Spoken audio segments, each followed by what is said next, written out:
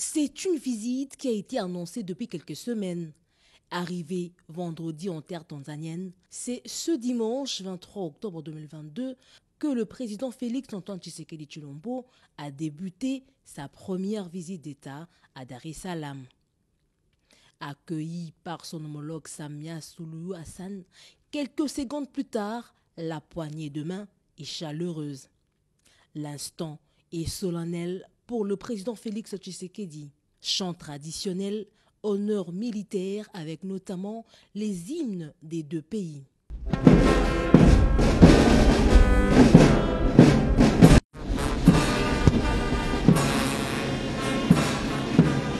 Suivi du passage en revue des troupes.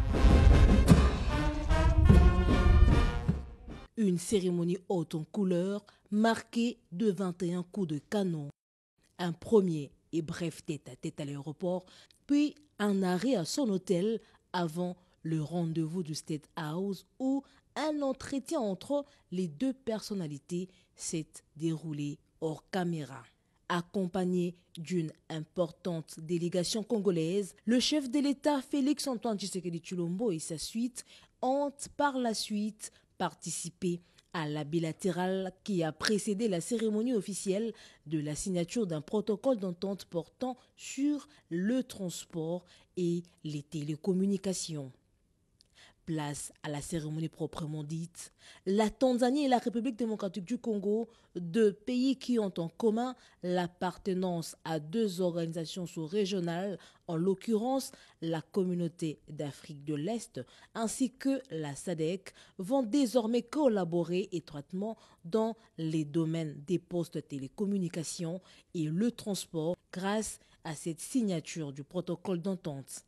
Tour à tour, la présidente de la République unie de Tanzanie, Samia Suluhu Hassan, et le Congolais Félix Antoine Tshisekedi Tshilombo se sont félicités pour les avancées significatives de certains projets convenus en août dernier pour l'intérêt des deux peuples, entre autres celui du chemin de fer allant de Dar es Salaam à Mwanza et Kigoma qui reliera la République démocratique du Congo et le Burundi en passant par Musongati, Bujumbura, Uvira jusqu'à Kindo.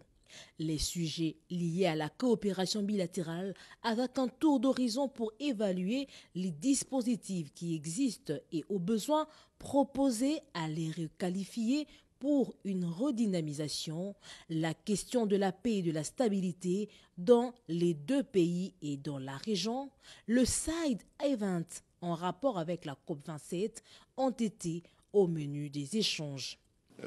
La sécurité est très très importante pour nous, actuellement en République démocratique du Congo, nous qui faisons face à une agression, malheureusement soutenue par un des pays voisins, un pays frère. C'est d'autant plus pénible pour moi que j'ai mis beaucoup d'énergie depuis que je suis président de la République démocratique du Congo à développer des relations fraternelles avec tous nos voisins. Nous en avons 9.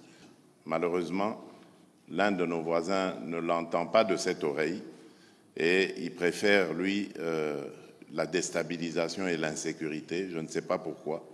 Nous devons réussir ce défi à augmenter le commerce entre les pays africains. C'est comme ça que l'Afrique va aussi réussir à exister par elle-même. Vu le nombre d'Africains qu'il y a sur cette terre, je crois qu'il sera très rapidement possible de faire de l'Afrique un continent qui compte et qui pèse aussi dans le contexte international. Sur le plan international, nous avons évidemment parlé de la guerre russo-ukrainienne et des conséquences qu'elle entraîne en Afrique, à la fois sur le plan alimentaire, mais également sur le plan énergétique et la nécessité que nous avons de discuter entre nous, Africains, pour voir quelles sont les possibilités que nous avons afin de faire face à cela. Les deux chefs d'État ont également ponctué sur la nécessité d'approfondir et d'intensifier les échanges commerciaux et les investissements à travers des projets de développement des infrastructures, notamment routières et ferroviaires, pour faciliter la circulation des personnes, des biens et services et consolider l'intégration entre les deux peuples. À noter que les experts de deux pays travaillent d'arrache-pied sur les accords de coopération bilatérale qui restent à signer.